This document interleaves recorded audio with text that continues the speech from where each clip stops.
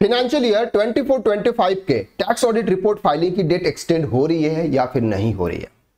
Financial year 24-25 के financial statement को report करने का जो तरीका है वो इस बार बदल गया है या फिर उसमें भी आपको कुछ रिलैक्सेशन मिला है। यह सब आज हम इस वीडियो के अंदर डिटेल में बात करने वाले हैं। सबसे पहले हम बात करते हैं सर फाइनेंशियल स्टेटमेंट।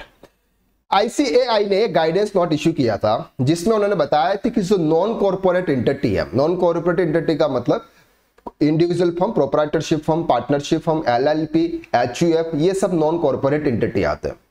इसमें फाइनेंशियल स्टेटमेंट प्रिपेयर करने के लिए गाइडेंस नोट इश्यू किया था। उसमें उन्होंने बताया था कि इस बार आपको बैलेंस शीट ओरिजिनल फॉर्मेट में बनानी है।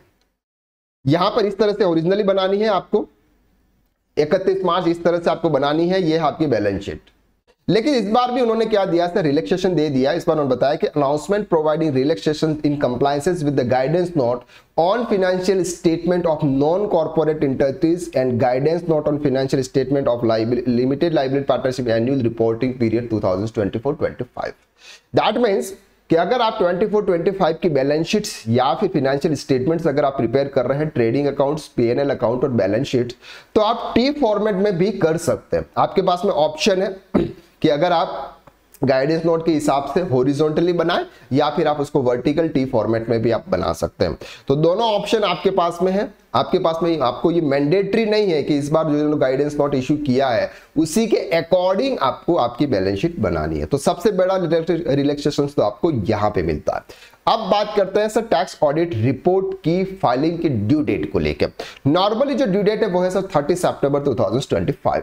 अब हुआ क्या है इस बार हुआ है कि sir income tax return filing आप सभी को पता है कि उसकी जो ड्यू डेट है वो 45 डेज को एक्सटेंड करके फिर एक डेज और एक्सटेंड करके उन्होंने 16 सितंबर 2025 कर दिया।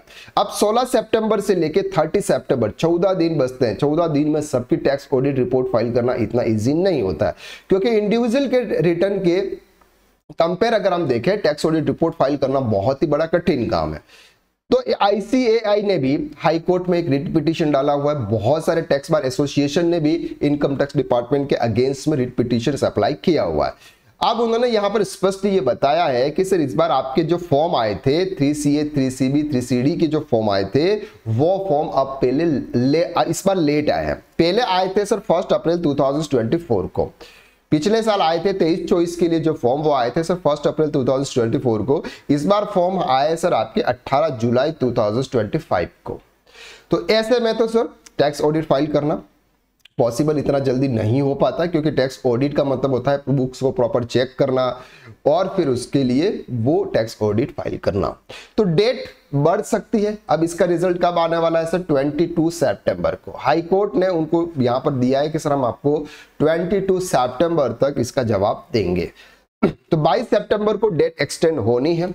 99.99% तो डेट एक्सटेंड होनी ही चाहिए, क्योंकि रिटर्न लेट फाइल आए हैं और रिटर्न लेट फाइल हुए इंडिविजुअल्स के लिए, तो टैक्स ऑडिट के लिए भी सर 60 दिन तो मिलने चाहिए, क्योंकि 31 जुलाई से लेके 30 सितंबर 60 दिन मिलते हैं नॉर्मली। इस बार आपको 15 सितंबर से लेके 15 नवंबर 60 दिन मिलने चाहिए। अगर डेट एक्सटेंड होती है एज पर नॉर्म्स के हिसाब से तो 15 नवंबर 2025 तक अगर जाती है तो ही वो 60 डेज तक का लेवल रहता है। लेकिन डेट कितनी बढ़ाते हैं, क्या होता है, वो तो सर 22 सितंबर को ही पता चलेगा। तो आज के वीडियो में बस इतना ही। नेक्स्ट वीडियो में हम फिर मुलाकात करते हैं। तब तक के लिए थैंक यू सो मच।